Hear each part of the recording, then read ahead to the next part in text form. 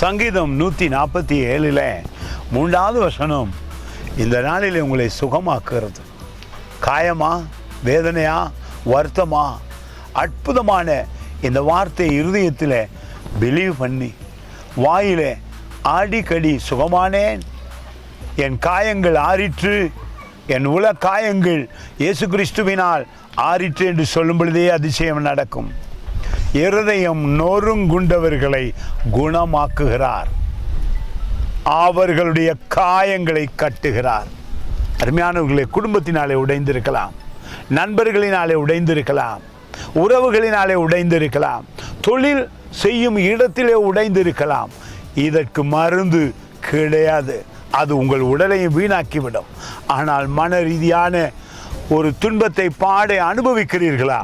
இந்த நாளிலே இயேசு கிறிஸ்துடைய வார்த்தை மருந்தாய் வந்திருக்கிறது, ஆச்சரியமாய் வந்திருக்கிறது. உங்கள் உல காயங்களை ஆற்றி உங்கள் உடலிலே வருகிற அந்த வருத்தம், சோர்ந்து போய் உடைந்து இருக்கிறீர்களா?